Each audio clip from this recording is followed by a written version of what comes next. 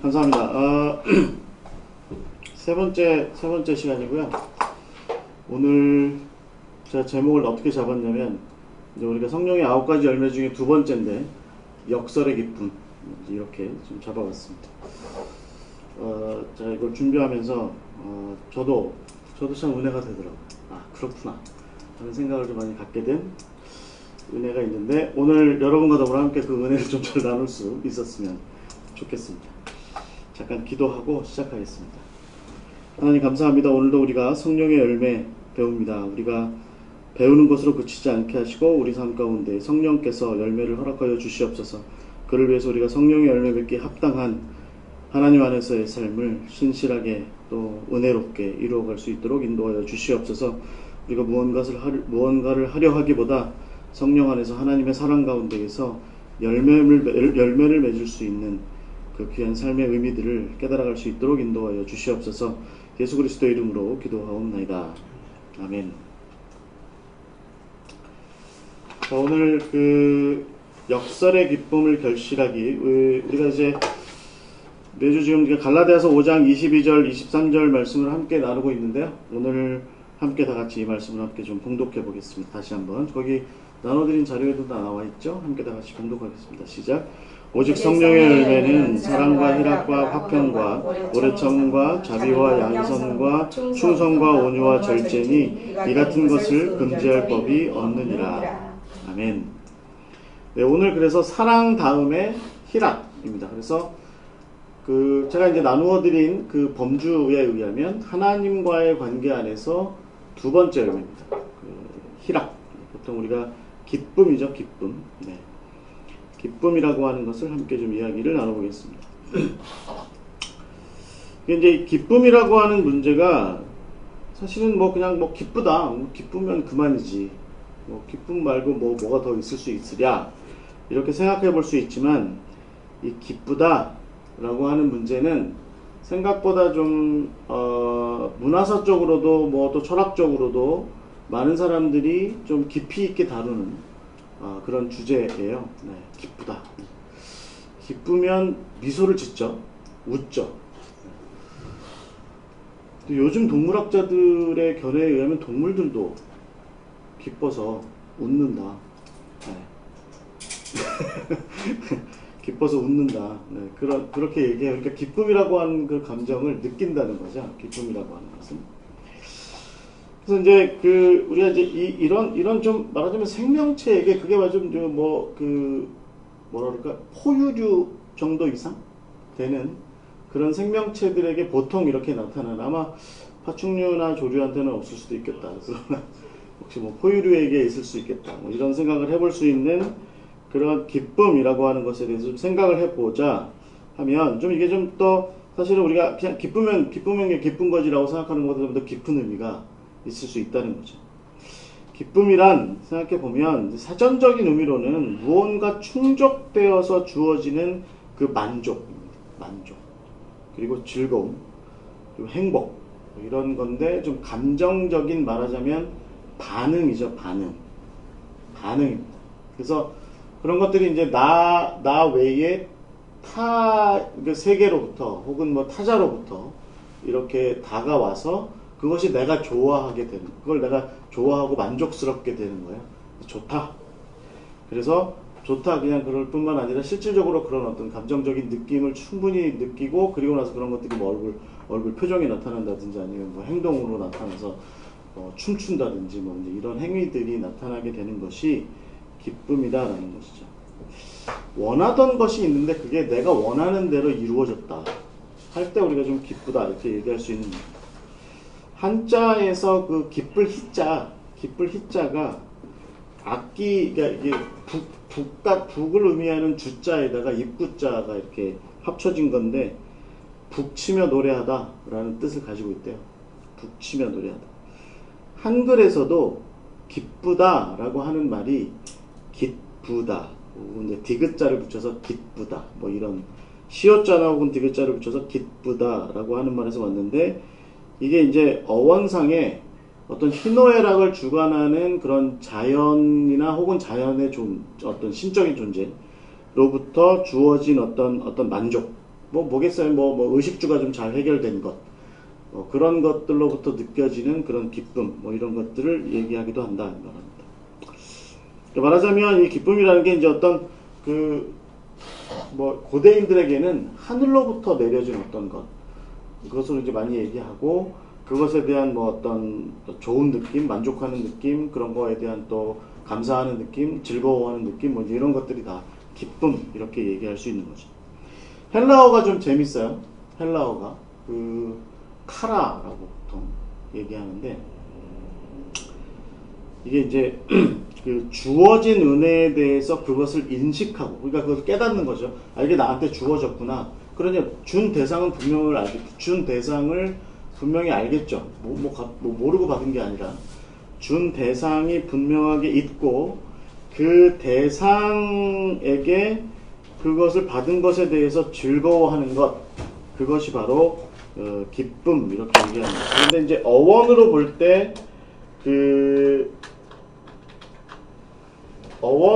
때 카리스, 보통 성경에 이제 은혜라고 보통 얘기하는 그 카리스가 있죠.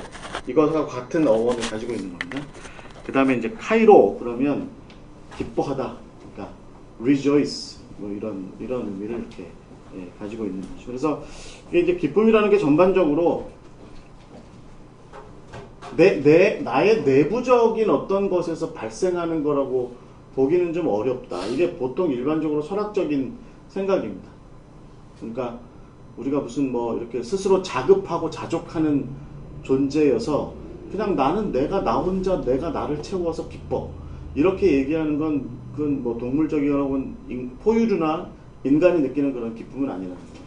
그러니까 그것은 어떤 대상체로 돼 있는 그 존재로부터 나한테 오는 그것이 기쁨이다라고 하는 거죠. 여러분, 아까 지난주에 제가 사랑에 대해서도 그런 얘기 나눴었죠.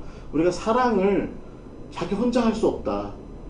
자기가 자기를 사랑하더라도, 제가 나르키소스에 대해서 얘기한 것처럼 자기 거울이나 연못에 비친 자기를 보고 그렇게 자기를 대상화해서 그 대상이 나에게 주는 그 기쁨, 그러니까 사랑, 그것이 이제 사랑이지, 그거 나 혼자 그냥 이렇게 스스로 자족하여서 자기가 자기를 사랑하는 거, 그건 우리가 보통 일반적으로 사랑이라고 얘기하지 않듯이 기쁨도 마찬가지입니다.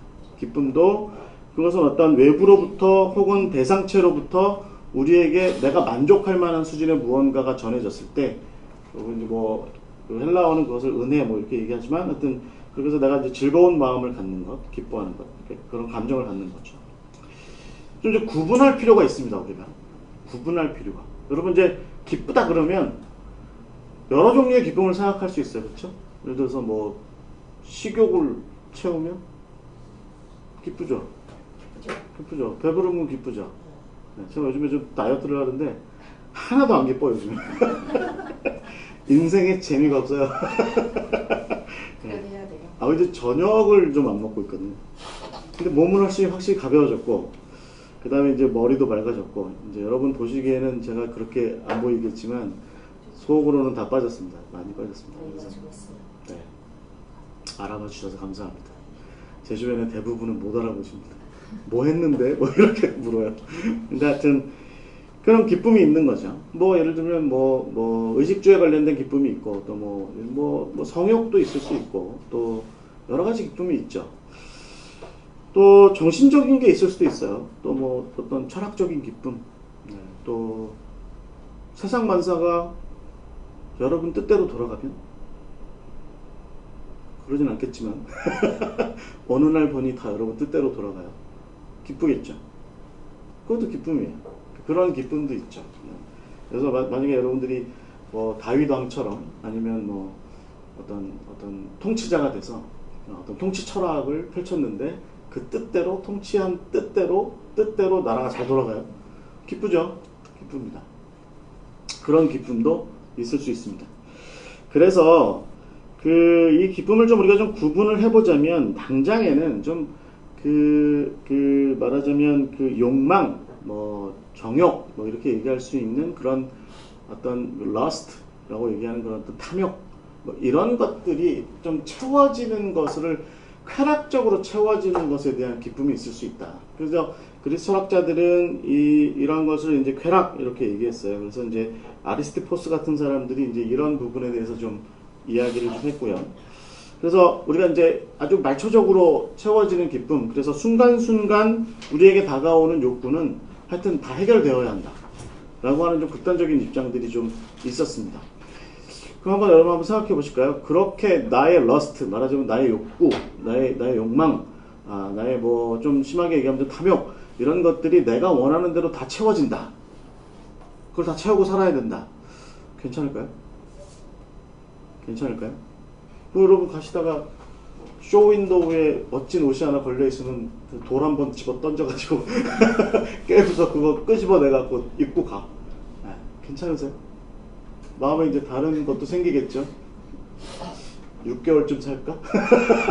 이거 이렇게 했으니 내가 카메라에 찍혔으니 6개월쯤 감옥 가서 살까? 뭐 이런 두려움도 좀 있겠죠. 그러니까 사실은 이제 우리가 살아가는 사회가 있죠. 그런 세상이 있고, 그러니까 이렇게 순간순간 그렇게 각자 개개인들에게 다가오는 그런 욕구나 욕망을 내가 원하는 방식대로 내가 원하는 만큼 다 채우고 살면 그런 세상 그런 세상 큰일 나죠. 큰일 나죠. 네. 그 브루스 올마이티인가? 그 영화 보셨어요 혹시? 그 영화 보시면 그 하나님 대신 일하잖아요. 왜? 그 버팔로 시티에 한해서 그 도시 안에서. 근데 이제 기도새가 맨날 들리니까 이 브루스가 어떻게 하죠? all yes 해버리잖아요. all yes. 모든 기도에 대해서 다 응답됐다. all yes를 해버려요. 그랬더니 그 주간에 복권 당첨자가 무슨 뭐 수십만 명이 나오고 막 그래요. 그래가지고 1인당 복권 그 당첨액이 뭐 몇십 달러밖에 안 되고 그런 일들이 생기는 거죠, 사실. 그러니까 이게 어느 한편으로는 쾌락적인 욕구 해결이라고 하는 것이 그 순간순간 주어지는 욕구에 대한 해결이라고 하는 것이 그게 좋을 것 같지만 사실은 뭐 그거 좀 나름대로 좀 사회적으로 우리가 살아가는 세상에서 문제가 있을 수 있다, 이제 이렇게 얘기하는 것이 또 그렇게 얘기할 수 있습니다. 그 반면에 이제 에피크로스 같은 사람들은 뭐 이제 아트락시아 그래가지고 평정 상태를 이루어요. 여러분 이건 뭐 어렵게 생각하실 일은 아닐 것 같아요. 예를 들면 무슨 이런 에피크로스 같은 철학자가 얘기했으니까 아타락시아 뭐 무슨 소리야, 뭐 정심 뭐 별소리 다 하는데, 뭐 여러분 저기 쿵푸판다 보셨어요? 만화 2탄에 보시면 거기 꼬마 그 스승, 작은 스승, 그러면 이제 거기서 자꾸 쉬프가 자꾸 얘기합니다. inner peace inner peace 하면서 자꾸 이렇게 얘기하는 모습이 있는데 그런 상태입니다. 그래서 자기와, 그러니까 내 마음의 상태와 그 다음에 내 주변의 사물의 상태, 그게 자연이든 어떤 뭐 작게는 뭐 내 집안의 상태라든지 뭐 내가 살아가고 있는 어떤 조직이나 사회나 혹은 자연, 세상, 그런 것들이 어떻게 말하자면 좀 이렇게 평형 상태를 유지하는 거죠. 서로 만족한 상태로. 나도 자연에 대해서, 자연도 나에 대해서. 뭐 이렇게 좀 방향은 좀 서로 다를 수 있겠지만 뭐 철학자마다. 근데 하여튼 이게 좀 이렇게 평화로운 상태를 유지하는 거예요. 그 상태를 아타락시아 뭐 이렇게 보통 얘기합니다. 그런 상태. 그걸 나름대로 좀 노력을 해야 되는 부분이 있어요. 그리고 어떤 편으로 보면 뭐 스토아파 같은 사람들이 얘기하는 측면으로 보자면 자연의 질서나 세상의 질서를 그렇게 만들어가는 방식도 있을 수 있고, 그러니까 우리가 생각하는 방식대로 세상을 그렇게 만들어갔을 때 그럴 때 주어지는 기쁨이 있다는 겁니다. 또 자연이 원하는 상태대로 내가 그렇게 됐을 때 그럴 때 주어지는 기쁨이라는 게 있을 수 있다는 거죠. 그래서 어찌됐든 서로 그렇게 평정 상태를 유지하게 되는 거. 이것도 기쁨이다. 이것도 기쁨이다. 쾌락적인 것도 기쁨이지만 뭐 이런 것도 굉장히 이념적이고 철학적이고 뭐 좀 그렇죠. 또 한편으로는 굉장히 명적이고 종교적이기도 한 그것도 기쁨이다. 그래서 그걸 뭐라고 얘기하냐면 플레저, 그러니까 안락, 편안하고 즐거운 상태. 근데 나만 편한 게 아니라 나만 편하면 쾌락이죠. 나만 좋고 나만 편하면 쾌락인데 이게 나와 여러분이 다, 혹은 나와 자연이 모두, 뭐 나와 북극곰도 나도 편하고 북극곰도 편하고 나도 편하고 제주도 앞바다를 다니는 푸른 바다 거북도 편안하고, 그러기 위해서 우리는 뭘 해야 돼요? 빨대 쓰지 마셔야 돼요. 플라스틱 빨대를 플라스틱 컵 이런 거 쓰지 마시고 펫병 이런 거 쓰지 마시고 하여튼 이제 그런 거를 이제 그런 어떤 평정 상태 얘기하는 거죠. 근대 사회에서 이제 제레미 벤담 같은 사람이나 존 스튜어트 밀 같은 사람들은 이런 걸 이제 공리주의 철학에서 최대 다수의 최대 행복 뭐지 이런 것들로 이야기하기도 합니다. 그러니까 모두가 다 행복해질 수 있는 공리적인 어떤 그런 최대의 행복의 상태 이런 것들을 만들어가는 것이 사회적으로 굉장히 우리에게 중요하다. 이제 그러다 보니까 좀 만약에 좀 말하자면 인간이 좀 그런 노력들을 많이 해야 되는 그런 부분들이 좀 있을 수 있겠죠. 근데 중요한 것은 우리가 지금 다루고자 하는 기쁨이 이런 쾌락이거나 혹은 안락이거나 이런 거하고는 좀 다른 걸로 얘기될 수 있다 라는 것이 제가 지금 오늘 함께 여러분과 다루고자 하는 초점입니다. 이 부분에 대해서 좀 얘기를 좀 깊이 하신 분이 누구냐면 C.S. 루이스입니다. 이 책입니다. 예기치 못한 기쁨이라는 책입니다. Surprised by Joy 이라는 책인데 윌리엄 워즈워드의 그 시가 있어요. Surprised by Joy죠. 어저께 이제 그 페북에다가 제가 좀 아침나절에 비몽사몽간에 게시받아서 그 시를 좀 번역했습니다. 평소에는 영시를 번역한다는 건 어려운 문제죠. 근데 비몽사몽간에 하니까 되더라고요. 그래서 하여튼 번역을 해봤어요. 그래서 이제 저 이 뒤에 좀 담아봤습니다. 나중에 제가 좀 끝날 부분에 한번 읽어볼게요. 윌리엄 워즈워드의 그 Surprised by Joy, 예기치 못한 기쁨, 뭐 말하자면 갑작스럽게 다가온 기쁨, 뭐 이런 뜻이죠. 갑작스럽게 다가온 기쁨 때문에 놀랐다, 뭐 이제 이런 뜻인데 이 우리나라 말로 번역하신 이분 굉장히 번역 잘했습니다. 기회 되시면 제가 쓴 책 결실은 안 사보셔도 이 책은 한번 읽어보시면 굉장히 좋을 것 같아요. 그래서 이 말하자면 C.S. 루이스의 좀 자전적인 책인데 처음에는 자전적인 얘기 좀 하다가 제 버릇 못 고치고 좀 사상가요 문필가로서 정신적인 어떤 변화의 과정, 자기의 특히 이제 유일신교로서의 기독교에 대한 회심의 과정을 잘 담고 있습니다. 잘 담고 있어요. 굉장히 제가 보기엔 참 좋은 책인 것 같아요. 이 책에서 이제 뭘 다루고 있냐면 기쁨에 대해서 joy라고 하는 문제를 다루고 있습니다. 근데 이 책에서 이 C.S. 루이스 스스로가 자기 인생이 말하자면 좀 이렇게 쾌락적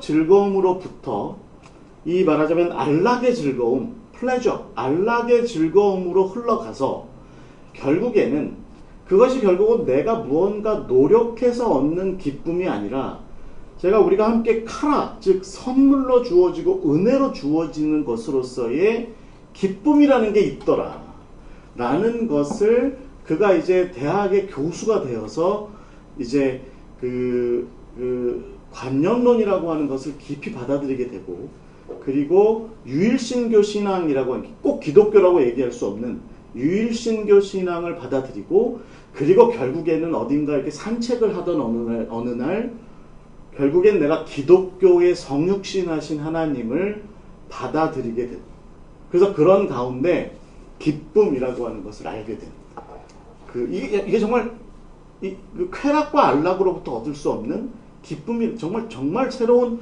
전혀 다른, 예기치 못한, 이 책 제목이 얘기하는 예기치 못한 기쁨이라는 게 있다. 그리고 내가 거기에 내 인생을 한번 좀 이렇게 그 기쁨으로 이루어진 그 기쁨을 누리는 삶에 나를 한번 맡겨보는 게 좋겠다 라는 생각을 가지게 된 계기를 얘기하는데, 거기서 이게 기쁨에 대해서 이제 중간중간에 뜬금없이 얘기해요. 근데 굉장히 좋은 책입니다. 뭐 C.S. 루이스의 뭐 다른 책들이 다 좋은 책이지만, 근데 거기서 이제 얘기하는 게 뭐냐면 가장 중요한 핵심 포인트가 이런 거죠. 기쁨이라고 하는 것이 내가 무언가를 누리고 얻게 되어서 누군가로부터 뭔가를 받고, 그래서 그 받은 것을 누리는, 말하자면 그것을 향유하는 엔조이를 하는 거지. 말하자면 향유하는 것에 대한 내 감정이 기쁨이다 라고 이렇게 얘기합니다. 내 감정이 기쁩니다. 이해가 되세요? 그러니까 그거는 그렇게 해서 나한테 제시된 것이고 내가 그것을 정말 기쁘다라고 누리는 거가 기쁨이지, 기쁨 자체가 목적이라고 한번 생각해 보세요. 기쁨 자체가 목적이라고 한다면 마치 중독 환자처럼, 쾌락에 대한 중독 환자처럼 그 기쁨이 누군가에게 주어지건 상관없이, 누군가로부터 오는 것이건 상관없이, 죄송한 표현이지만 우리가 부부지간에 얻을 수 있는 성적인 기쁨을 그 부부의 그 천년가약을 맺은 상대가 아닌 다른 어떤 존재하고도 상관없이 누리고자 하는 그거는 기쁨 자체의 목적이 있다는 거예요. 그냥 그거는 기쁨 자체의 목적이 있다는 거예요. 근데 그거는 우리가 정말 좀 다가가야 하고 올라서야 하는 기쁨의 제대로 된 모습이 아니다. 이게 이제 C.S. 루이스가 결국에는 나중에 이제 회심의 단계를 거쳐가면서 그렇다. 기쁨이라고 하는 것은 우리가 어떤 대상이 그 누구냐라고 하는, 그 기쁨을 나에게 주는 대상이 누구냐라고 하는 것이 굉장히 중요하다라고 하는 것을 깊이 깨닫고 나서 내가 나를 온전히 다 맡긴, 내가 온전히 신뢰하게 된, 내가 온전히 의지하게 된 그 대상으로부터 주어지는 그 기쁨, 그것을 향유하는 것, 그것이 바로 우리가 누려야 되는 기쁨이다. 이렇게 얘기하는 거죠. 그래서 결국은 루이스가 이 책 아주 끝에 책 그 끝 결론의 제목으로 되게 웃기지 않게, 어울리지 않게 시작, 맨 끝장의 장의 제목이 시작 이렇게 돼 있어요. 이게 새로운 시작이라는 거죠. 새로운 시작. 그래서 거기에서 기독교의 하나님, 성육신하신 하나님, 그렇게 우리에게로 오신 하나님, 그렇게 해서 우리 가운데 고난당하신 하나님, 죽으신 하나님, 그런 표현들을 다 이렇게 하진 않지만 결국에는 2차 대전을 넘어서는 와중에 기독교 신학이 결국은 정말 많이 집중하게 된 것이, 결국은 그 칼바르트 이후에 많이 집중하게 된 개념이 결국은 고난당하신 하나님의 모습이니까, 그 하나님에 대해서 집중하다 보니 결국에는 그것으로부터 얻어지는 기쁨이라는 게 있구나라고 하는 것을 우리가 생각할 수 있게 됐다라고 하는 것이죠. 중요한 것은 저는 이 표현인 것 같아요. 내가 기대하고, 내가 예측하고, 내가 계산하고, 내가 추론하고, 내가 설계한, 특히 그래서 내가 계획 짜고 설계한 기쁨이 아니라 예기치 않은, 이 책 제목이 얘기하는 거죠. 예기치 않은. 그래서 영어 표현에 surprised. 그렇게 뜻하지 않게 주어진 기쁨 때문에 놀라게 된 그 기쁨. 자, 오늘 여러분과 함께 이제 그 이야기를 나누고자 하는 포인트입니다. 그래서 좀 정리해보자면, 여러분, 이것이 여러분 이제 기억하셔야 될 부분이에요. 그러니까 우리가 추구해야 되는 기쁨은 뭐냐면, 어떤 쾌락으로서 러스트는 아니다. 이건 욕망, 욕구, 이거 좀 심하게 얘기하면 어떤 정욕적 탐욕, 이런 거죠. 그 다음에 이제 아까 제가 말씀드린 이제 안락, 어떤 안정적인 상태, 그 쉽 사부가 얘기했던 inner peace라고 얘기했던, 그 옆에서 그 판다놈이 왔다 갔다 하고 정신 못 차리게 할 때 그 지팡이 위에 끝에 딱 서가지고서 inner peace 얘기하는 그 안락의 상태. 근데 여러분, 그건 어떻게 볼 수 있을까요? 그것은 결국에는 자기 설계요, 자기 계산이고, 자기 계획, 이런 것들이 많이 좀 가미될 수밖에 없는, 제레미 벤담이나 근세 사회까지 이어지는 서양 철학들이 결국은 이런 모습들을 추구할 수밖에 없었던 그런 모습이 있는 반면에, 우리가 지금 성서적인 갈라디아서 5장 22절에 나와 있는 표현으로 오면 joy, 기쁨, 이 표현은 뭐냐면 예측할 수 없었던, 예기치 않은, 그것 때문에 놀라게 되는, 와! 라고 이렇게 경탄하게 되는, 감격하게 되는 그런 기쁨이다. 그렇게 얘기할 수 있을 것 같습니다.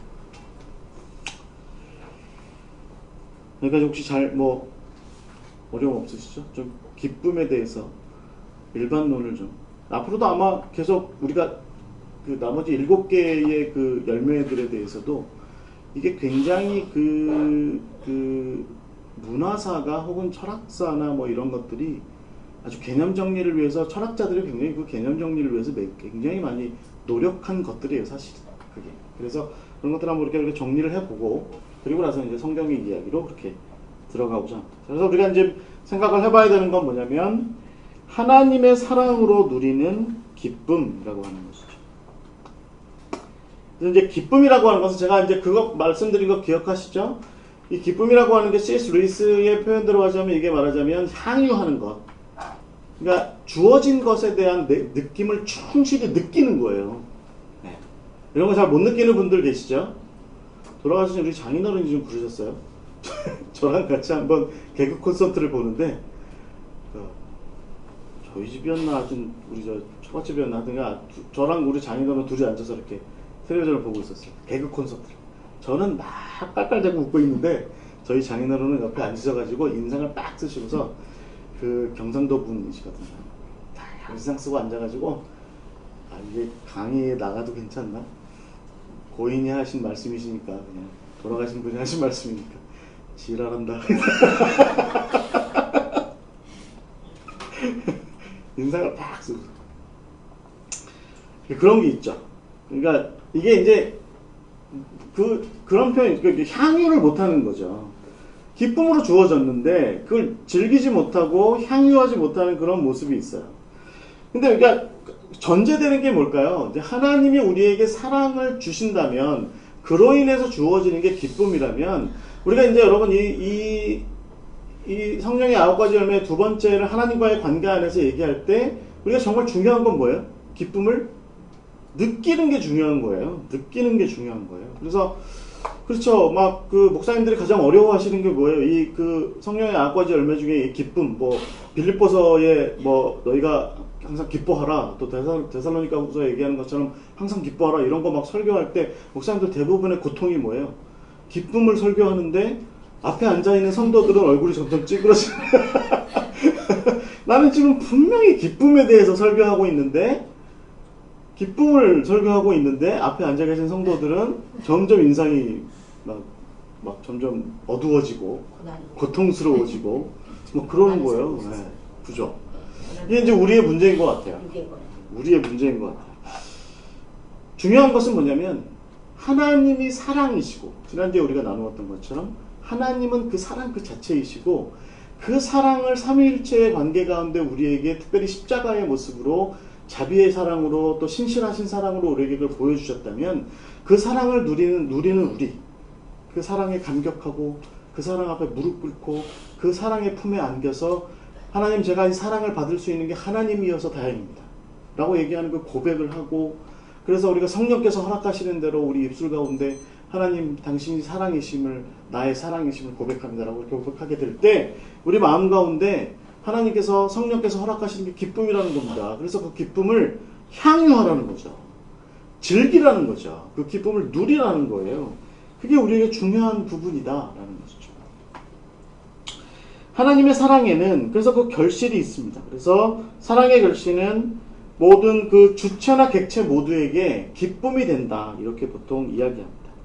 그래서 여러분 우리가 먼저 늘 이제 우리가 생각해야 되는 건 뭐냐면 삼위일체 하나님의 관계 가운데에서도 이 기쁨이라고 하는 것이 존재한다. 왜냐하면 지난주에 우리가 함께 나누었을 때 삼위일체 하나님께서 우리가 삼위일체적으로 생각하자면 단일하신 그런 거 말하자면 좀 그 유니테리언적인 좀 유니티로서 하나됨으로써 그냥 한 분으로 존재하시는 하나님에게는 성부 성자 성령이 서로 삼위로 존재할 간극조차 존재하지 않는 그런 단일함으로 존재하신 하나님에게는 사랑이 발생할 수 없는데 삼위 하나님이 서로 삼위의 거리로 적절한 사랑을 나눌 만한 거리로 존재하실 때 그 사랑의 행위가 서로 사이에 발생할 수 있어서 제가 그런 말씀 드렸죠. 제 표현이라기보다 스탠리 그랜치 같은 분들, 뭐 몰트만도 이런 얘기 하죠. 그래서 그 안에 공간이 생긴다는 거죠.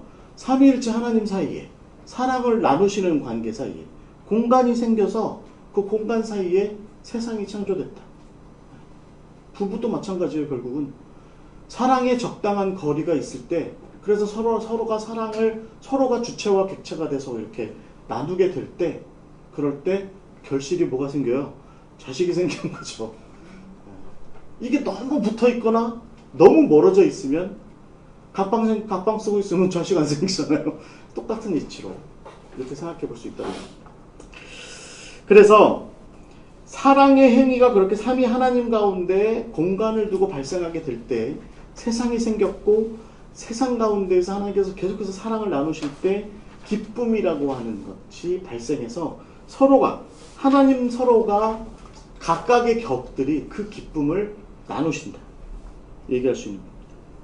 당장 삼위 하나님께서는 서로의 순종과 수고로, 그러니까 삼위 하나님께서 세상을 창조하실 때 서로의 순종과 수고로, 삼위일체적으로 얘기할 때 예를 들면 하나님은 뜻하시고 또 예수님은 그것을 세워나가시고 성령은 그것을 구현하셨다, 뭐 이런 식의 표현으로 창조에 대한 이야기를 풀어간다고 할 때 그런 각자의 수고로 세상이 창조된 거죠.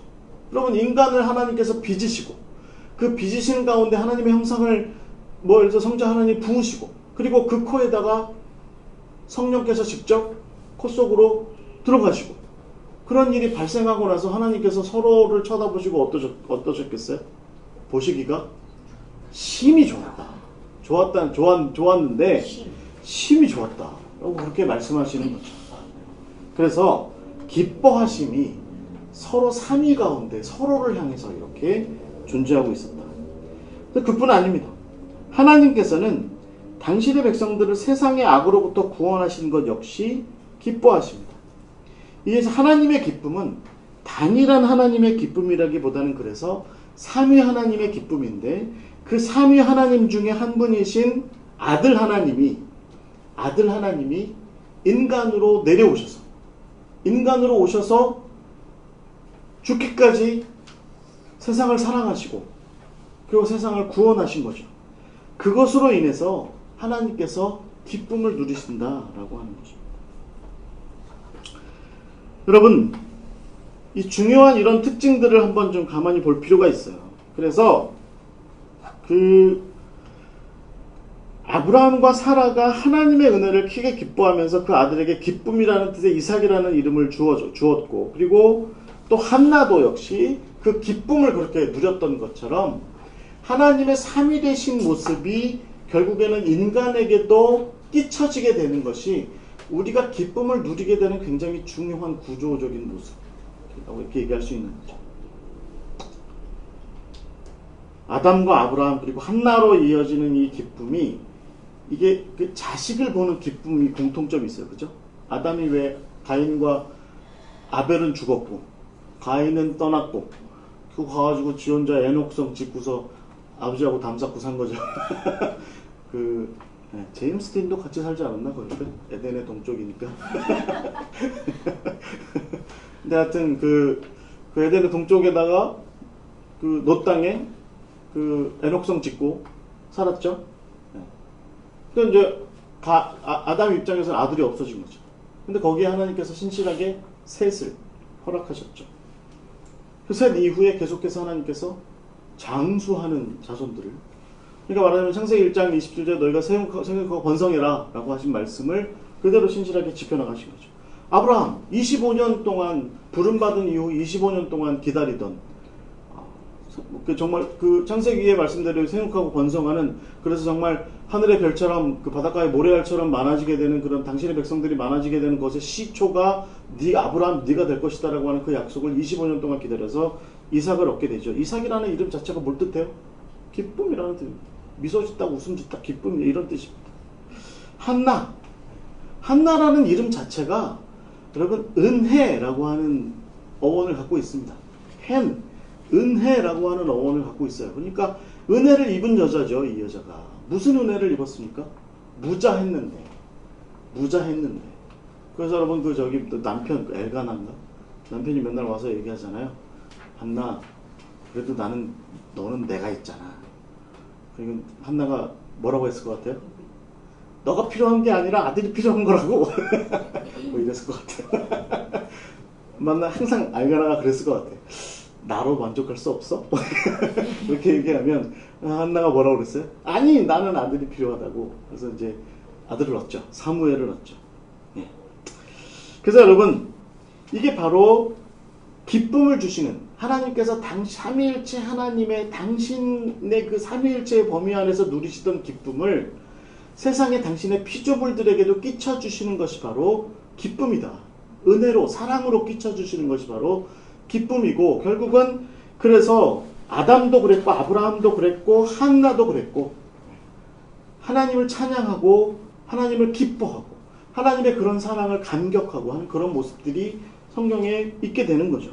이스라엘 백성들이 여러분 절망스러운 어떤 그 홍해 앞에서 그 마른 땅을 건너가게 됐을 때 그들이 하나님을 감격하고 하나님을 찬양하고 하게 된 그런 모습들이 결국은 하나님의 사랑스러운 인도, 사랑 어린 인도하심, 구원하심, 그것에 대한 감격이 바로 이 기쁨이고 기쁨을 향유하는 모습이 바로 여러분 이런 모습일 수 있다는 것이죠. 하박국의 노래, 여러분 하박국 3장 전체가 그 뭐라 그래요? 그 시기오노스에 맞춘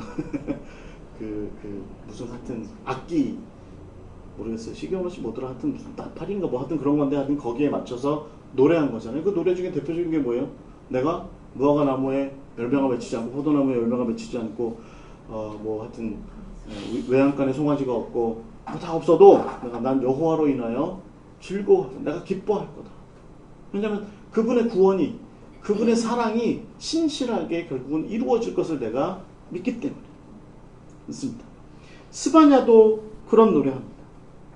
이 모든 것들이 결국은 하나님의 사랑에 대한 어떤 하나님의 사랑을 받은 그 은혜로 받은 이들이 결국은 향유하는 모습들이라는 거죠. 기쁨, 향유하는 모습. 그것이 바로 하나님에게로부터 주어지는 것이다. 여러분 핸델의 메시아의 노래 한 곡 중에 제목이 뭐예요? Jesus Joy of Man's Desire. 모든 사람들이 바라던 것에 바라던 것으로 드러나는 기쁨. 이렇게 얘기하죠. 예수님이 바로 그런 분이다라는 것입니다. 구약의 예언들이 다 그렇게 성취되어서 예수 그리스도에게로 귀결되어서 예수님이 하나님의 사랑으로 우리에게 주어졌을 때 우리에게 주어지는 것이 바로 기쁨이다라는 것입니다. 여러분 누가복음 1장 41절에서 45절에 보시면 그런 장면이 나오죠. 그 마리아가 복중에 예수님을 잉태한 채로 그 엘리사벳한테 갔을 때 엘리사벳의 뱃속에 있었던 6개월 먼저 잉태한 요한이 뱃속에서 뛰놀죠. 뛰놀았다. 이게 무슨 뜻이에요? 기뻐했다라는 뜻이죠. 기뻐했다. 마리아조차도 결국은 다 자기에게 비천한 종. 예. 여러분 그 가톨릭의 마리아의 기도가 포함되어 있는 그 삼종기도, 그 아침 점심 저녁으로 드리는 삼종기도의 중요한 표현이 뭐예요? 비천한 종 이 마리아 저에게 주의 뜻이 이루어지이다 라고 이렇게 기도하는 거잖아요. 그게 누가복음의 표현이죠. 그러면서 마리아가 그냥 막 인상 빡 쓰고 나 아직 시집도 안 갔는데 나 아직 연애도 안 해봤는데 내 뱃속에 애가 먼저 생기다니요. 이게 무슨 어불성설입니까? 불평하고 화내고 짜증내고 하는 것이 아니라 하나님께서 나같이 비천한 하나님의 종, 비천한 여종에게 하나님께서 당신의 뜻을 이루어 주신다니 제가 기쁨으로 그것을, 은혜로 그것을 받아들이겠습니다. 그렇게 고백하는 것이 바로 마리아의 모습이다라는 것입니다. 여러분 예수님께서는요, 당신의 그 사역에 대해서 하늘의 아브라함이 비록 나를 예전에 그가 살아생전에는 보지 못했지만 하늘의 아브라함이 나의 이 사역을 기뻐할 것이다 라고 그렇게 요한복음 8장 56절에서 이야기합니다. 이방인들도 예수님의 하나님의 사랑으로서 세상 가운데 드러난 그 예수님의 십자가의 복음, 그것을 듣고 기뻐하는 모습이 여러분 사도행전 13장 48절에 기록되어 있습니다. 여러분 바울의 이야기에서 우리가 이 기쁨이 어떻게 신학적으로 또 신앙적으로 누려지는지를 우리가 볼 수 있어요. 뭐냐면 기본적으로 바울은 예수 그리스도의 십자가 가운데 그 진리로 서는 것이 필요하다고 이야기를 하면서 그러면서 그 가운데에서 그리스도인이 누려야 할 것은 십자가를 바라보고 무엇을 누려야 돼요? 기쁨을 누려야 된다는 거죠. 그래서 빌립보서 4장 4절이나 데살로니가 전서 5장 16절의 말씀처럼 항상 기뻐하라. 기뻐하라. 십자가 가운데에서 기뻐하라. 그럼 바울은 그런데요. 그리스도의 십자가의 도리 가운데 삶을 바르게 세우는 그 기쁨을 누리라 라고 이렇게 얘기합니다. 이게 여러분 흥미롭게 나타나는 현상입니다. 흥미롭게 나타나는 현상이에요. 여러분 결국에는 구약 성경 내내 우리가 구약의 선진들이 누리는 기쁨의 특징이 뭐예요? 삼위일체 하나님께서 그냥 당신 세 분이 그냥 당신들끼리 그냥 둘러앉아서 여러분 그 르블레프라고 하는 사람이 그린 그 동방정교회의 그 그림이 있어요. 14세기 그림이 있는데 제가 언제 한번 보여드릴게요. 다음 주쯤에. 제가 그걸 매주마다 그 그림을 보여드린다는 걸 매주마다 까먹어요. 제가 그 그림을 저기 그리스 메테오라에 가서 그 진짜 옛날 그 프레스코화 그리듯이 하는 방식으로 그린 목판에 그린 거를 큰 돈 200유로 주고 사갖고 왔거든요. 우리 집사람이 옆에서 막 그걸 왜 샀냐고 뭐라고 했는데 저희 집에 뭐 거의 갔다. 저는 그 그림 굉장히 좋아합니다. 다음 주에 한번 보여드릴 텐데 그 세 분 하나님이 그냥 당신들끼리 그냥 그렇게 앉아가지고 좀 죄송한 표현이지만 그냥 자기들끼리만 그 기쁨을 향유하는 그 사랑으로 서로 주고받은 것에 대한 그 기쁨을 향유하는 것으로 끝내지 않으시고 그 기쁨을 세상 가운데의 당신의 백성들과 인간들과 피조물들에게도 허락하시는데 그걸 어떻게 허락하세요? 마치 무슨 신플라톤주의나 무슨 뭐 그런 만이교나 뭐 그런 그 영지주의나 이런 것들이 막 얘기하는 것처럼 이렇게 이렇게 이렇게 흘러 넘쳐서 이렇게 넘쳐 흘러서 그렇게 주어지는 게 아니라 그 중에 한 분 아들 예수님이 그 하나님이 역사 가운데 오시고 개입하셔서 이루시는 사랑, 그 사랑의 헌신으로 우리에게 기쁨이 주어졌다는 겁니다. 특별히 바울은 거기에 대해서 깊이 묵상하고 있는 거예요. 특별히 십자가의 헌신, 그 성육신하시고 십자가를 이루신 그 헌신으로 우리에게 기쁨이 주어진다. 그래서 바울이 뭐라고 얘기해요? 그러니까 그 십자가 가운데 서서 우리는 기쁨을 누리는 것이 중요하다.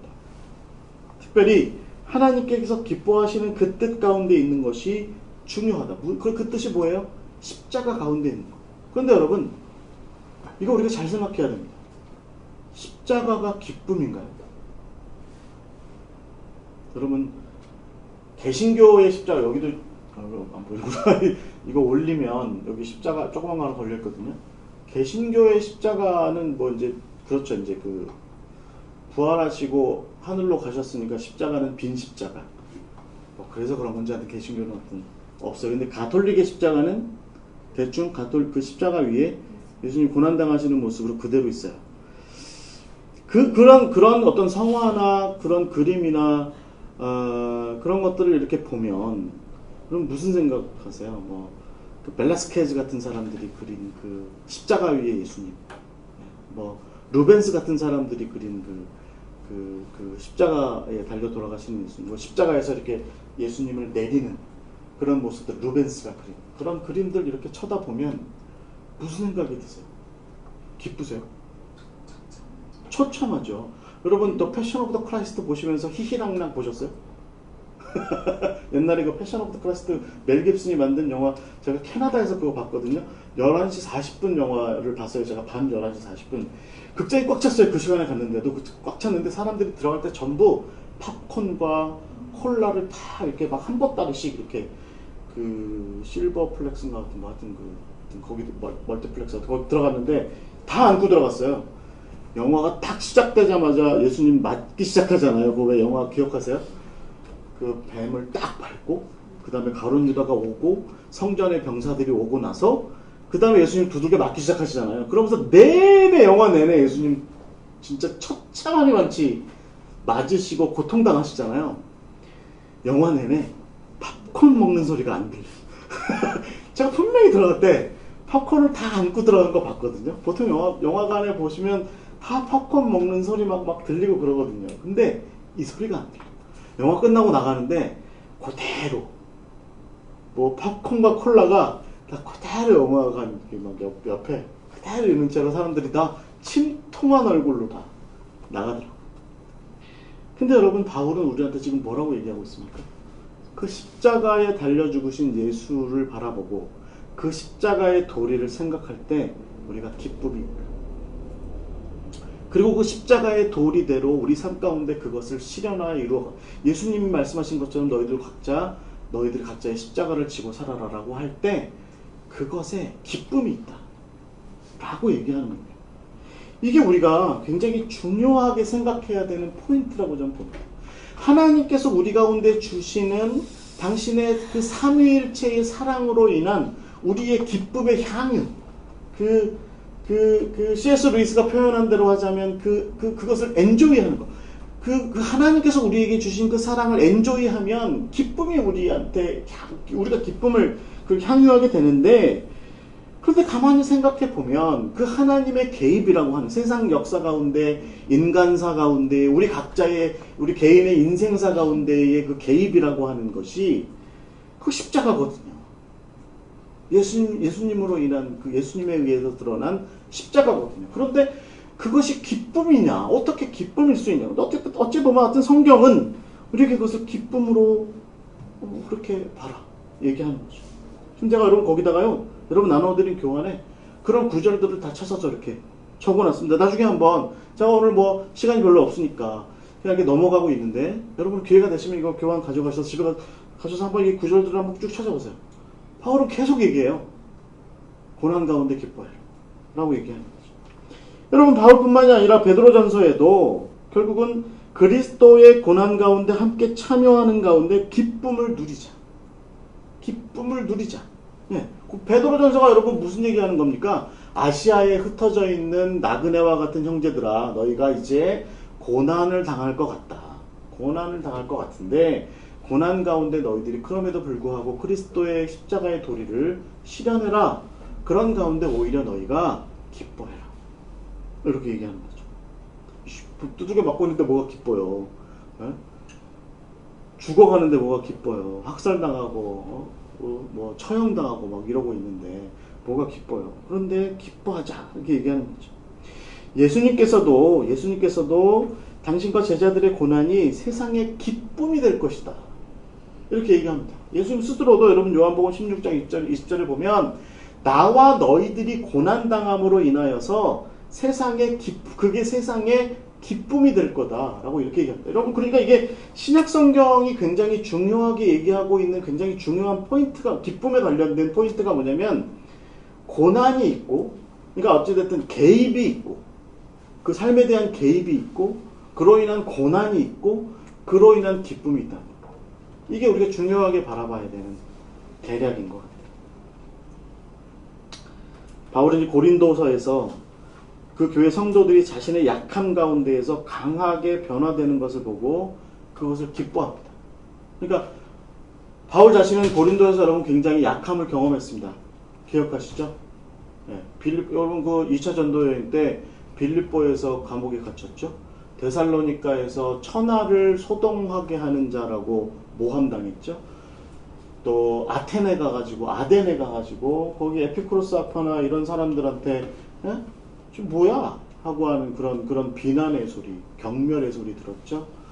그리고 나니까 정말 소침해져요. 그래서 베드로전서 2장 3절에 보면 나중에 쓴 거지만 고린도전서 2장 3절에 보면 고린도전서는 나중에 에베소에서 썼지만, 그러나 그때 내가 정말 심히 두렵고 떨렸다. 그러니까 그가 2차 전도 여행 때 마게도니아와 아가야 지방에서 겪었던 그 고통이 컸다는 거예요. 그런데 그렇게 해서 그 바울 자신이 아테네까지의 선교 사역통을 통해서 굉장히 나약해지고 연약해졌는데, 그런데 그리고 나서 고린도에서 연약함 가운데 사역할 때, 그럴 때 그들이 강한 모습으로 세워지는 것을 보면서 내가 그것을 기뻐했다 이렇게 얘기하는 거죠. 그리고 여기도 보면 고난이 있고 기쁨이 있는 거예요.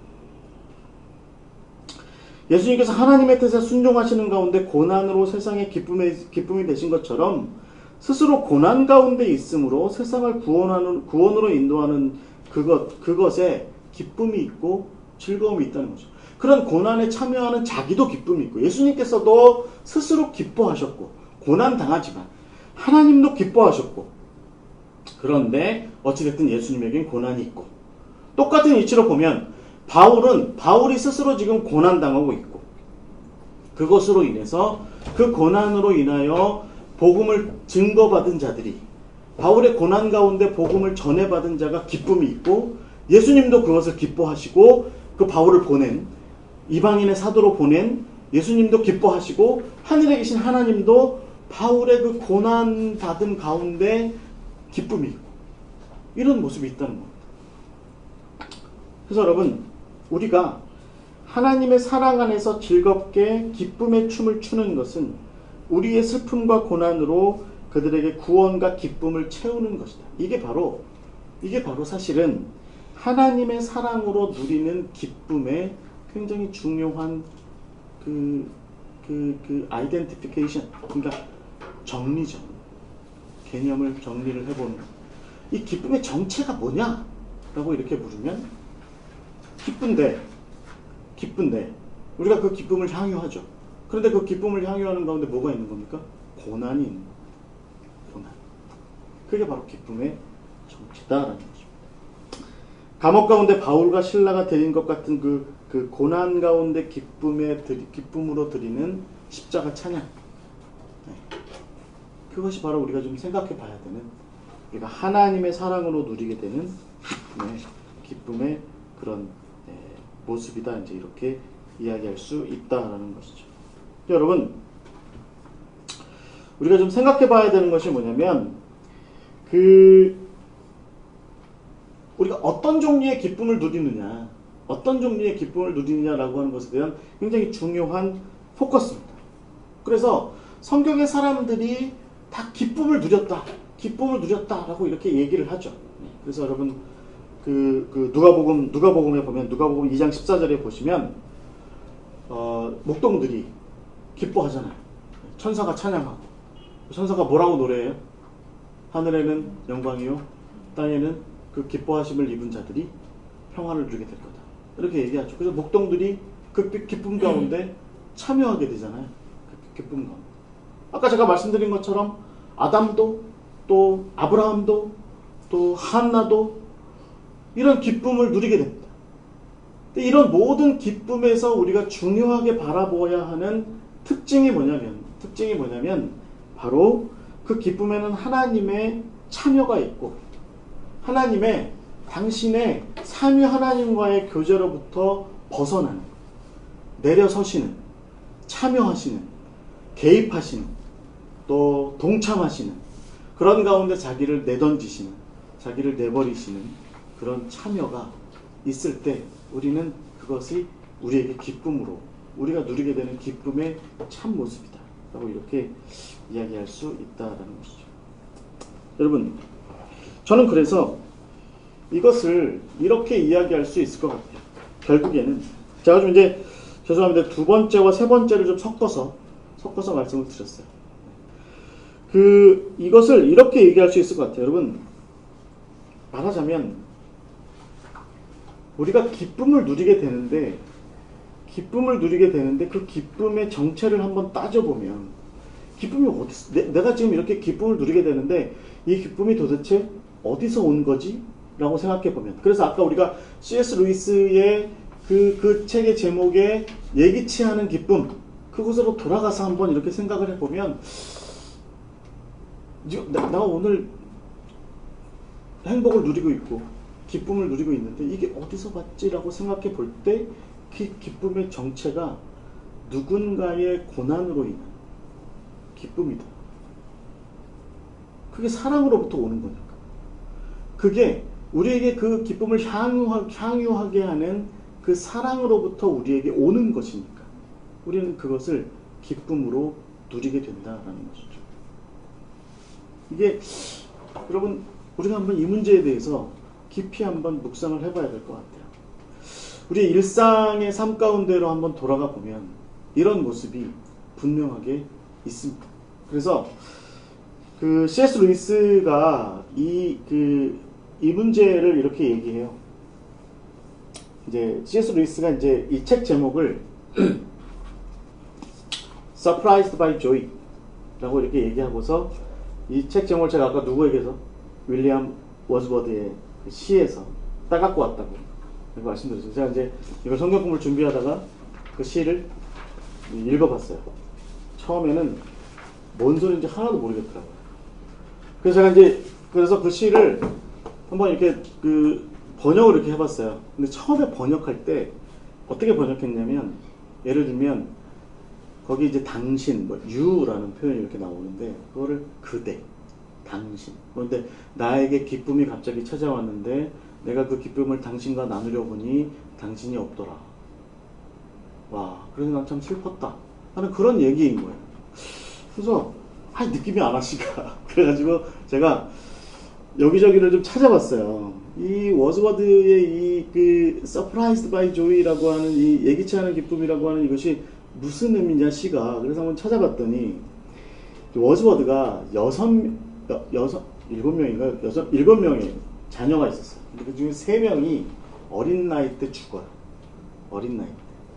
근데 그 중에 특히 두 명이 어린 나이 때 남자아이 하나가 여자아이 하나가 어린 나이. 옛날에 뭐 하여튼 뭐 유아나 영아 사망이 많았잖아요. 그러니까 이때만 해도 1800년대 말이니까 그 유아 때 이제 특히 캐서린이라고 하는 딸이 죽어요. 그러니까 이제 여러분 자식을 앞세운 아버지, 아빠, 엄마의 입장이 정말 어땠을까요? 정말 가슴이 아프겠죠.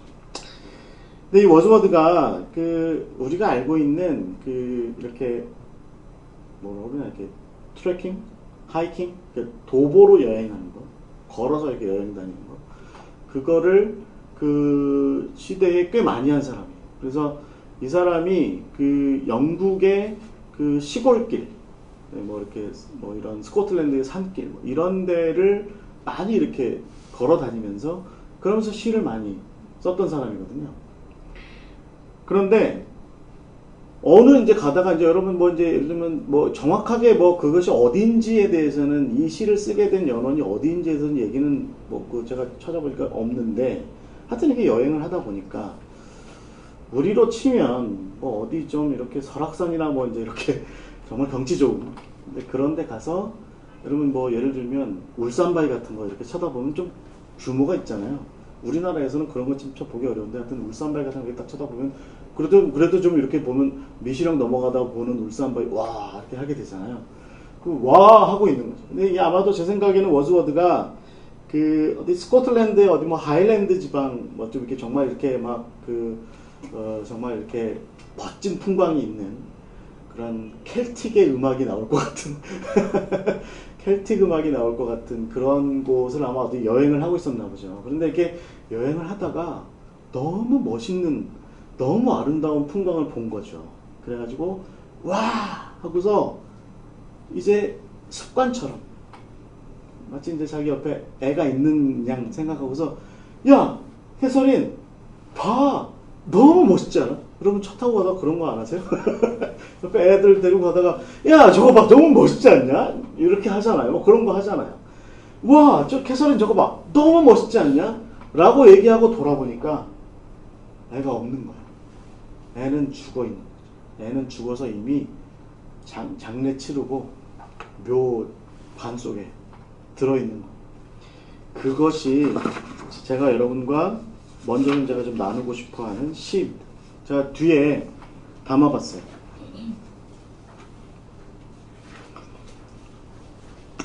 제 번역이 이거 혹시 방송에서 어떤 영문학 전공하신 분이 보시면 대노를 하실지도 모르겠지만 우리 아들이 대모할지도 모르겠어요. 영문학 전공이에요?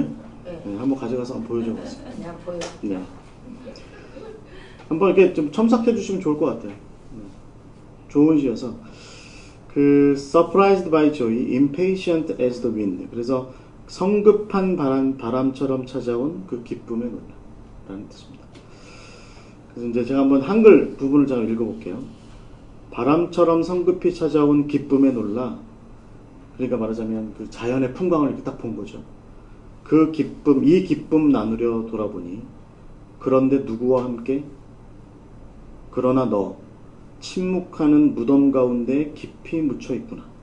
제가 이거를 처음에 그러나 당신 뭐 이렇게 했어요. 안 어울리는 거예요, 느낌이. 그래서 찾아봤더니 딸이야. 딸 생각하고 쓴 거예요. 그래서 제가 이제 너라고 바꿨어요. 그러나 너 침묵하는 무덤 가운데 깊이 묻혀 있구나. 거기 그 자리는, 무덤의 자리는, 거기 그 자리는 그 어떤 우여곡절도 전해지지 않는가. 내 사랑, 내게 신실했던 사랑, 마음으로 너를 불러본다. 내가 어찌 너를 잊으랴. 겨우 이 정도로. 아주 짧게 쪼개진 짧은 시간이라도 내가 눈먼 장님처럼 너를 잊으려 한 적이 있는가. 내게 가장 슬펐던 너의 상실을, 너를 잃었다는 생각은 그렇게 슬퍼본 적이 없었다 할 만큼 가장 고통스러웠다. 오직 이것 하나를 담아두리라. 내가 쓸쓸히 홀로 서 있을 때 내 마음 가장 소중하게 여기던 보물이 더 이상 함께하지 않음을 명심하리라. 지금 이 시간에도 아직 오지 않은 날들에도 그 천상의 얼굴은 다시 보지 못하리라. 그 딸을 생각하시면서 이걸 읽어보시면 이해가 되시죠? 이제 너무 멋진 기쁨을 지금 예기치 못한 순간에 훅 하고 달려들어온 기쁨을 딱 보고, 와, 이건 내 딸이랑 봐야 돼. 그리고 딸 어디 갔어? 아이고, 죽었지. 맞아. 이 기쁨을 나눌 딸이 없네. 그 마음인 거죠. 이게 지금. 좀 다가오세요. 따님 키우시는 분들, 아드님 키우시는 분들, 혹시 다가오세요. 마음이 다가오실 줄 믿습니다. 근데 여러분, 그 마음을 품고서 우리가 지금 오늘 나누고 있는 기쁨에 대해서 한번 생각해 봤으면 좋겠어요. 기쁨에 대해서. 여러분, 하나님은, 이제 마지막 단원에 한번 가보시면요. 하나님은 우리에게 기쁨이 되십니다. 삼위 하나님의 사역은 슬픔과 절망뿐인, 아픔과 고통뿐인 우리 인생에게 큰 기쁨이 되십니다. 하나님께서 우리 삶에 오시고 우리에게 희망을 주시며 온전한 삶의 길을 여시는 그것을 경험한 모든 인간은 세상으로부터 얻을 수 없는 그 예기치 않은 그런 참 기쁨을 누리게 됩니다. 그런데 하나님께서 당신의 열정과 헌신적인 사랑으로 우리에게 주시는 기쁨은 하나님 자신의 사랑, 즉 자기 비움과 현현 그리고 고난과 죽음을 수반합니다. 하나님과 인간 모두는 아들 대신 예수님의 자기 비움으로 이 땅에 오심을 크게 기뻐합니다. 하나님과 세상은 예수님의 하나님 뜻에 순종하신 그 삶으로 주어진 평화를 크게 기뻐합니다. 하나님과 세상은 예수님의 십자가에 달려 죽으심으로 주어진 창조주와 피조물 사이의 화해를 크게 기뻐합니다. 그러나 그 기쁨에는 고통 가운데 죽은 예수 그리스도, 하나님의 아들 예수님이 있습니다. 결국 하나님의 사랑으로 주어진 기쁨을 누리는 그리스도인은 자신에게 주어진 뜻하지 않은 선물과 또 같은 그 사랑, 그 예기치 않은 기쁨의 소식으로 놀라워합니다. 그리고 그가 이제 해방되어 자유하게 되었음을 알고 크게 기뻐합니다. 그는 이제 더 이상 세상죄로 인한 왜곡과 슬픔, 불의로 인한 좌절, 폭력적 지배의 고통에 매여서 있지 않아도 됩니다. 그는 이제 자유하고 그는 이제 온전합니다. 그에게는 이제 스스로의 힘으로 온전하게 살아갈 힘과 용기가 주어졌습니다. 그 모든 것이 가능하게 된 것은 오직 하나님의 자기 비움, 오심, 그리고 낮아짐과 죽으심의 사랑의 행위에 의한 것입니다. 이제 그리스도인은 이 모든 일이 자기에게 일어났음을 알고 확신하는 가운데 기쁨을 만끽합니다.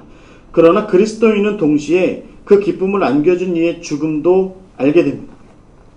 십자가 승리를 기뻐하며 축하하던 하나님과 인간 그리고 피조세계는 이 모든 일에 앞장선 한 사람 예수 그리스도의 그 죽음을 대면합니다. 그리고 하늘 아버지 하나님의 슬픔을 공감합니다.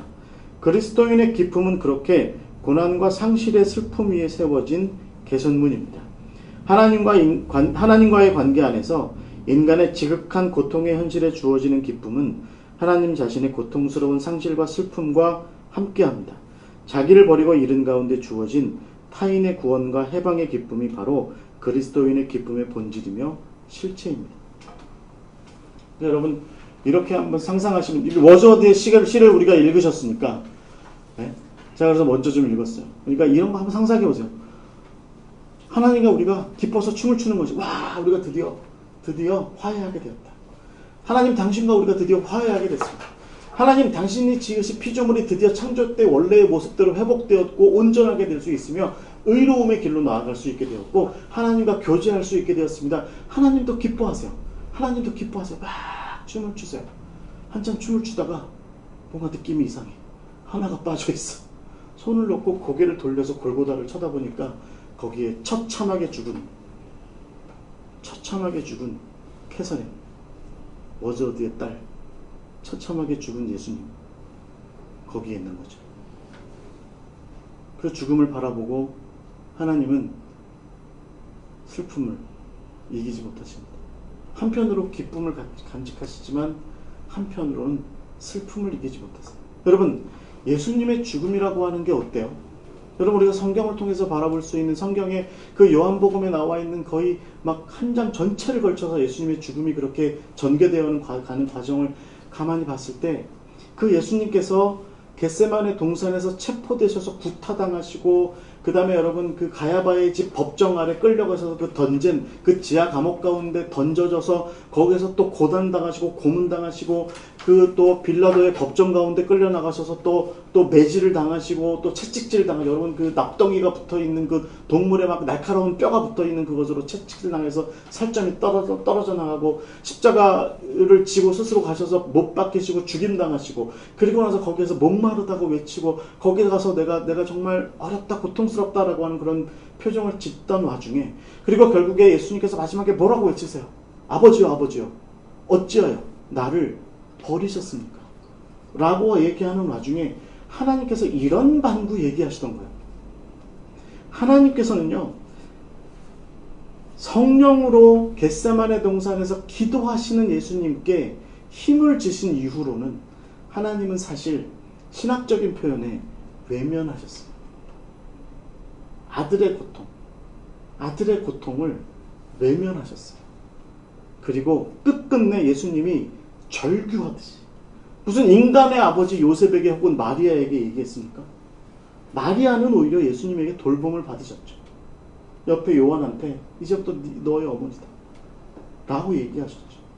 그 고통의 모든 끓어오르는 감정은 사실 예수님께서 어디에다가 토로하셨냐면 하늘 아버지 하나님께 토로하셨거든요. 근데 하늘 아버지 하나님은 끝끝내 아무 소리 안 하셨어요. 여러분 예수님의 십자가에 처형당하여 돌아가신 사건의 마지막에 그것을 영화로 만드신 분들의 공통점 아세요?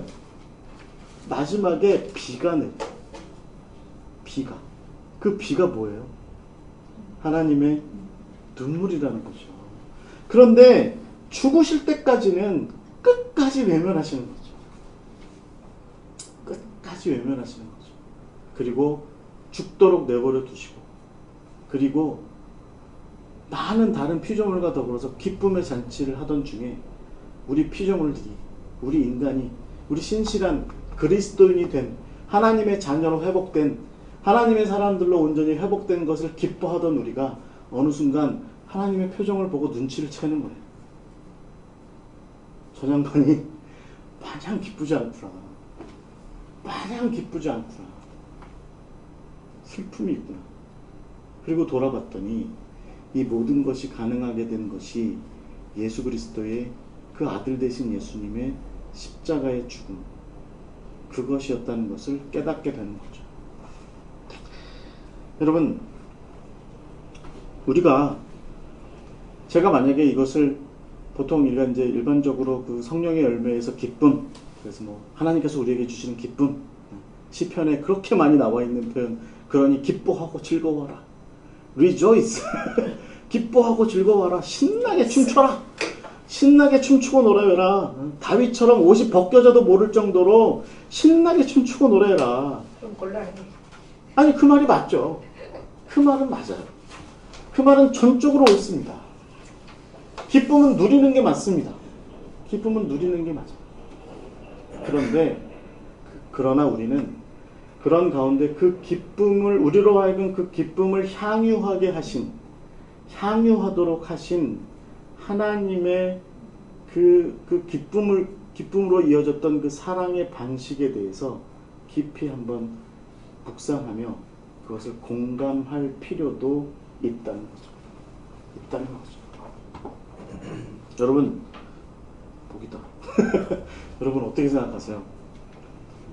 우리 지난주에도 제가 이제 그런 사랑에 대해서 한번 그런 얘기 했잖아요. 만약에 여러분들이 자식을 사랑하시는 방법이 있죠. 네? 밥 해주고. 어렸을 때부터 생각해보시면, 먹이고, 입히고, 네? 또, 삼시세끼 밥 다 해주고, 안 먹겠다는 놈 먹이고, 다 하죠. 빨래도 해주고, 하루에 5번 더럽혀와도 다 빨아주고, 잔소리는 좀 했을지언정, 다 빨아주고, 자식놈이 아무리 아빠를 쌩까도 돈벌이를 멈추신 적이 있어요? 자식놈이 아무리 못된 짓을 해도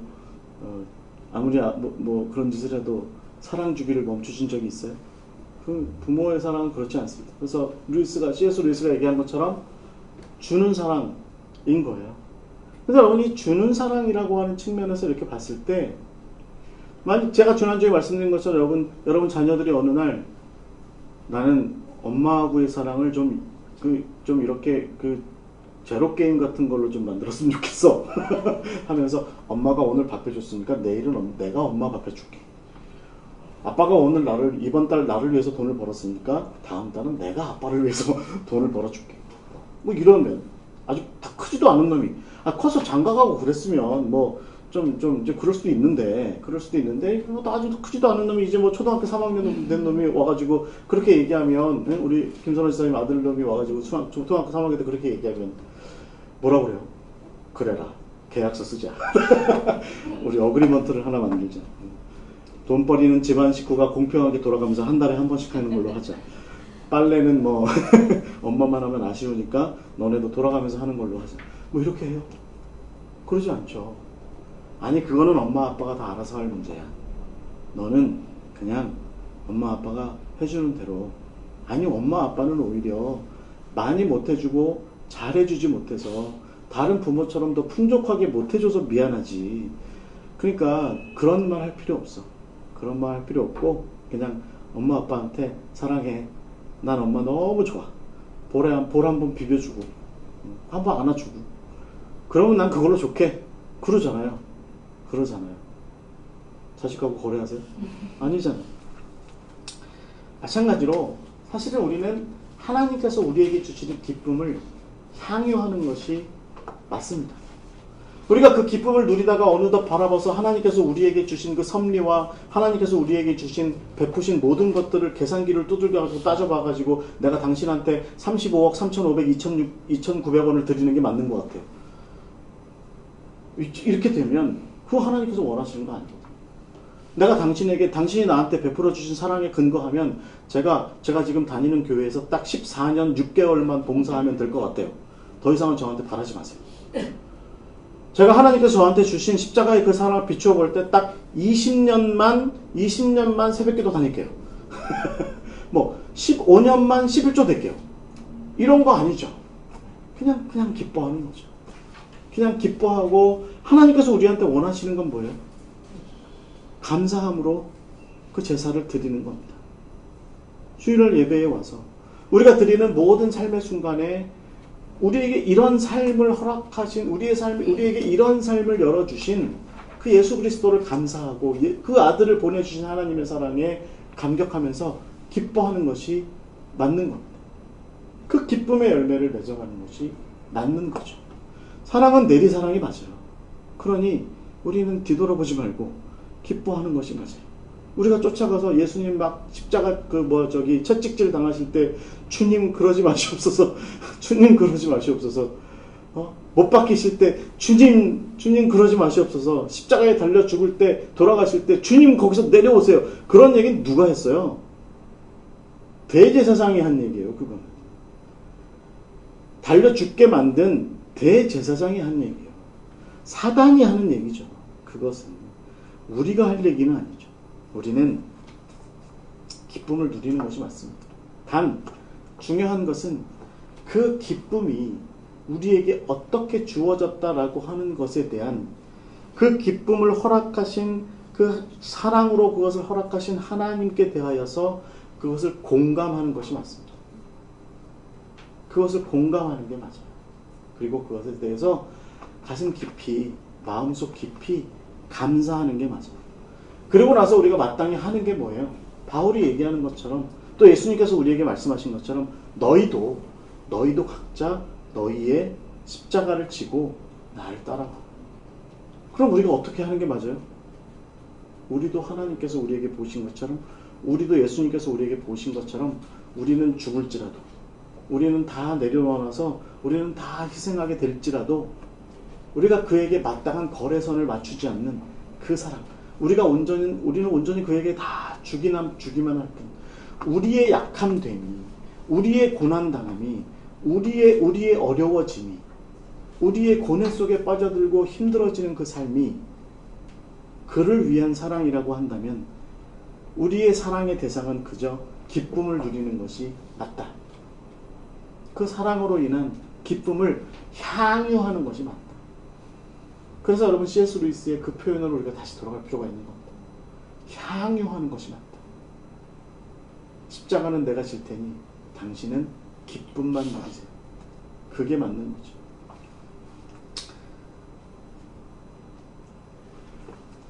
그러니까 하나님과의 관계에서의 기쁨이라고 하는 열매, 결국 이게 뭐죠?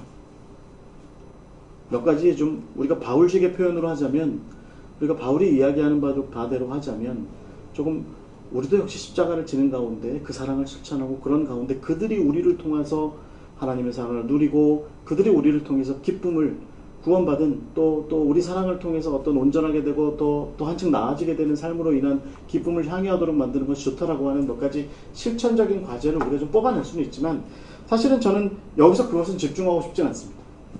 우리가 좀 이 기쁨이라고 하는 것에 대해서 집중해야 되는 것은 뭐냐면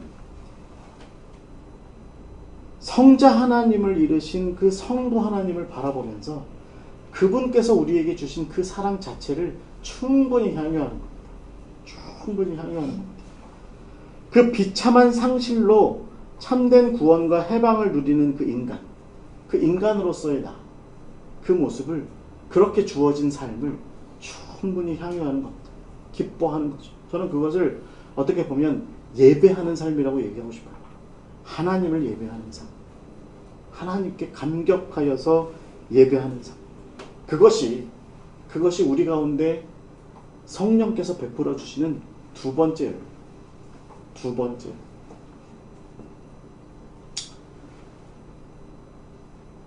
그것은 우리가 하나님께 뭔가 보답해야 되는 어떤 대단한 종류의 실천 과제가 역시 아닌 거죠. 사랑에서와 마찬가지로, 사랑에서도 제가 뭐라고 말씀드렸어요. 그냥 하나님께서는 우리 자식들에 대해서 우리가 듣기를 바라는 것은 그냥 뽀뽀 한번, 그냥 아빠 요즘에 좀 힘든 것 같아, 힘내세요. 사탕 하나 주잖아요. 그리고 나서 나는 자기한테 등록금을 해다 줬는데 그 녀석은 나한테 초코파이 하나 주고서 사랑해요 한마디 하잖아요. 근데 우리는 그것으로 기쁘죠. 행복하고, 그죠?